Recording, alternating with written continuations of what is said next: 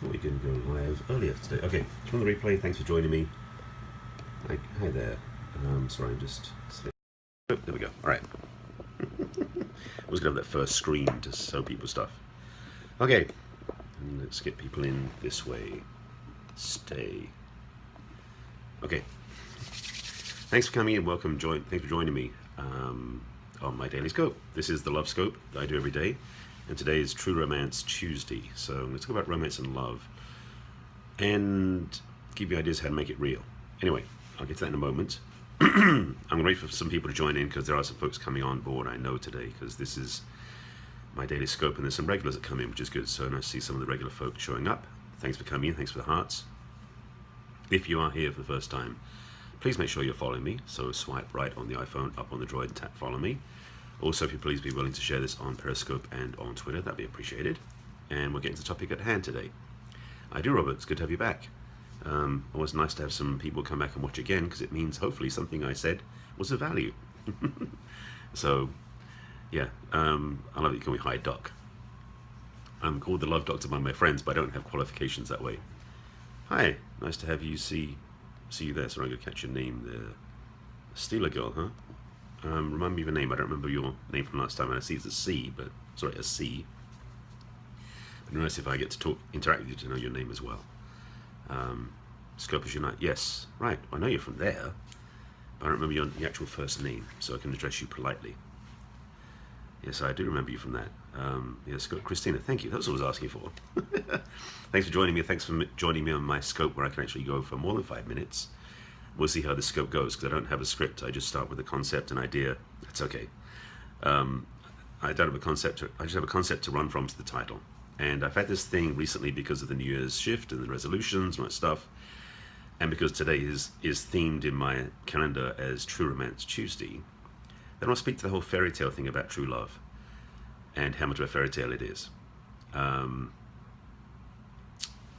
yes, I am in LA. Oh, you finally got a live feed. Great. Well, nice to have you here. Alonzo, thank you. So this one is going to be exactly, Christina, exactly. And I'm going to speak to one about that and two about what to do about it. So you don't go, oh, what's the point? Because some people go, well, I'm going to give up because they can't have it given to them on a plate. So I'll get to that.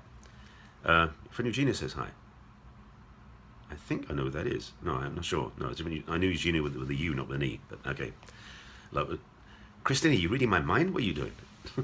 Okay, let me introduce myself first and then get to the topic at hand. Because you're running way ahead of me, which I love, keeps me going and focused. My name is Barry Selby. I'm known as the Love Doctor to my friends, and some people call me Doc, which cracks me up. I'm also officially called the Heartbreak Repair Specialist. My speciality is helping my clients, particularly women usually, to heal their broken hearts. They can attract love properly in future. I am a number one. Sorry, now I've reached my props and bring them closer. I am a number one best-selling author. 50 Ways to Love Your Lover. Maddie, love is something you start from inside. So I'll talk about that in a moment, and you'll get some keys. So stay tuned. 50 Ways to Love Your Lover is a 50 principles for healthy relationships for men and women, couples and singles. I'm going to speak about something that's in this book that I did show right at the beginning as a web link, but I'll show you again later on a free gift I have for you if you want it. And thank you, Wendy. Appreciate that. Michaela, nice to have you here too. Wow, people are starting to join in. I'll get to the other parts in a minute. So, I've done some research and study about romance. Not like watching movies and reading really bad, trashy novels, but by doing research about love and relationships from... oh yes, I know, because what is it? It's almost 7 p.m. your time. No, it's 8 p.m. your time. Thank you. I appreciate that, Michaela. Take care of your kids. I'll see you on another scope. So, romance is, well, I won't say it's a hallmark invention, but it's distinctly exaggerated by commercialism. And there's the way that things are presented in movies and in love songs and media that make, I hate to say this, they make romance to make it such an easy cakewalk. And it's not that simple. And it's also not that hard. It's just a matter of knowing how to do it. So what I talk about in the title I said, and let me realize what I said there, forget the fairy tale, make it reality. There we go. I had to get clear what I actually wrote down so I can speak to the topic at hand. I am a student of this, I am a teacher of this, and I'm a perpetual messenger of love, romance, relationships, and healthy connection. Part of the work I do is helping my clients become more authentic, which shifts them out of the fairy tale, because fairy tale is not authentic. Sorry. That fairy tale romance idea is it's what's we're looking for? Not a creation, but it's a construct. That's what we're looking for, of an illusion, because romance is not something that you just turn on and it runs automatically.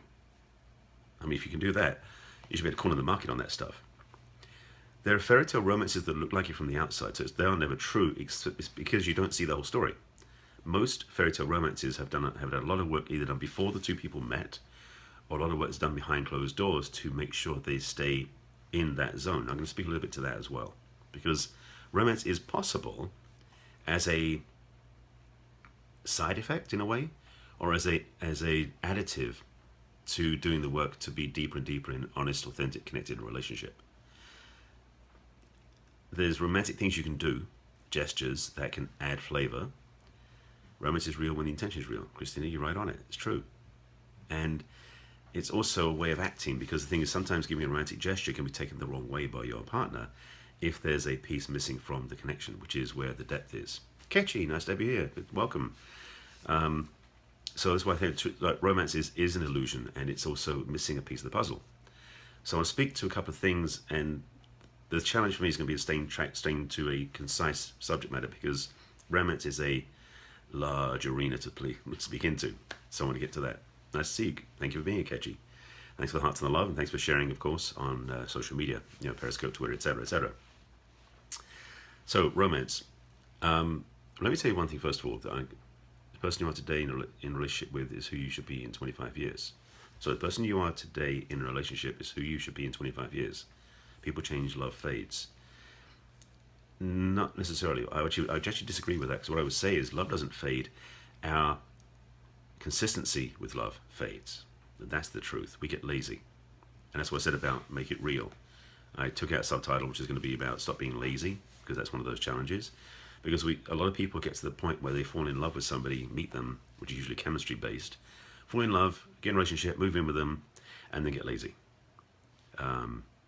Wendy, I hopefully will give you some things that will help you be better in your relationship. In fact, I have a free gift that will help you with that, at least on one level. So I'll talk to that in a moment. So we get lazy because we get comfortable in a relationship. We think everything's okay. And now, let me speak to this. For men, because we are the hunters, well, this is, in 25 years, I like that. Couples who don't challenge each other. Well, that's the thing. As men, we tend, because we are hunters, to relax when we get the prize. Because as hunters, we go after the prize, which is, in this context, a relationship partner. When we get them, we go, okay, I can relax now. I put up my spear, I've arrived, I can relax now. And we get lazy. And a lot of men do that. I did it. I must admit.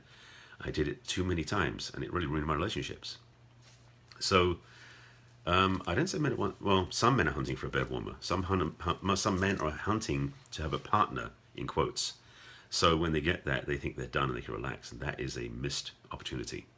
So, something about this I will say is that for men who, if any men are watching this, and any women who are watching this, tell their men about this. If you are starting to notice that you feel like you're easing off the gas when you are in a relationship, set up a new goal with your partner. Because what it is for men is we have to set up goals in sequence, like taking one goal, get it, next goal, get that, next goal, get that, and so on and so forth. So for men in a relationship, it's vital that once we've achieved the goal of getting our partnership to be in a relationship, your book is called The Unfair Affair. Interesting. Yeah, I think you've spoken about this before. I think I've seen that. You've lost your faith in men and relationships. Dating in general is a horrible experience. Christina, please stay tuned. I have stuff I will definitely share with you that will change, hopefully, your perspective and your opportunity. So stay with me. Let me get back to this is where it gets thick, because I'm trying to get one point across and there's 7 other points showing up, which is okay. So for men, just give you this piece. Thank you for that. For men especially, in relationship, for you ladies, the challenge for men is to remember that once they've achieved the goal of getting into a relationship with you, then they have a next goal, which could be to keep you enthralled for the next month, or it could be to raise the vibration of your relationship to another level. It's like we need to have goals that are not necessarily as overt as like, oh, be in a relationship, but are the pieces that keep adding to the journey so the relationship gets stronger and stronger. The challenge for women is that they feel like they keep entertaining the men to keep them interested, and that's a gap. There's a gap in communication. Partly the gap is not communicating, because what men are doing is when they get to a relationship, they tend to relax because they've achieved their goal. But for women, largely, and I see Quinny's in the room, I just saw him show up, good to see you here. It's also about, for women, to remember to not give up yourself. Because I've seen both partners give up their self-care, their self-support, their commitment to the relationship once they get into it. It's almost like once you've got to the goal, it's almost like you've run the race to the goal line, and then you just collapse, get a bottle of water and relax. And when partners get into a relationship, sometimes like when they move in together or when they get married, when they hit that milestone, sometimes, and happens also with pregnancy, that partners sometimes give up the chase, they give up the commitment to keep things going. They get relaxed, they get lazy. And that's where the trap is. That's the failing, because what happens is, when that happens, the partners tend to drift apart. That's when, as someone was saying about unfair affairs can happen, because there's a dalliance and a distraction, because the focus on each other is drifted apart. So keeping the romance going is part of that. But it's a conscious effort, it's a conscious commitment, and it's a conscious willingness to stay in communication, because it's not just about do things in your own bucket, hope the other person is entertained. It's about keeping the doors open to communicate together. It's such a simple thing, but not always a thing that's remembered. So, speaking to this from the point of view of couples that together want to continue the relationship romance, one of the biggest things I have asked clients to do is speak the truth to each other, to put requests out to each other, what they would like. Because there's also this construct in a lot of relationships of, well, you should know because you love me.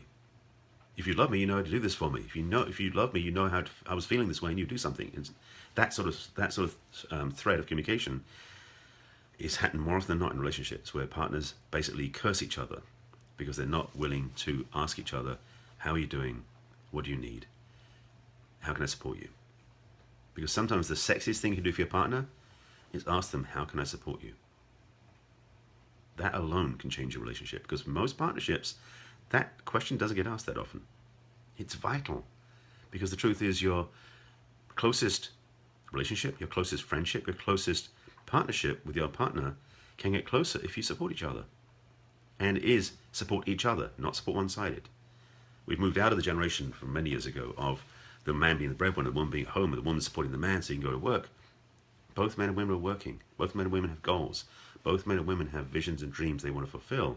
So it's not just one supporting the other, it's both supporting each other. Okay?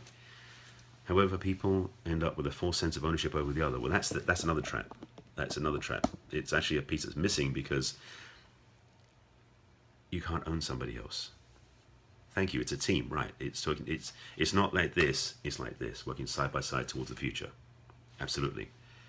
And I'm passionate about this, because my work a lot of times is with singles. Mostly what I work with is single relationship, single people, mostly women, because I want to help them remember who they are and value who they are, so they get what they want and attract to the level they deserve in a relationship. So yeah, it's yes, Christine, you have a lot of points to add to this. I see that. Now, I would say, Christine, you might be speaking to your history here. I'm just suggesting that maybe your experience you've had so far, because the thing is, this is another piece I've spoken about before, that oftentimes we get trained to believe what relationships are going to be like based on our history.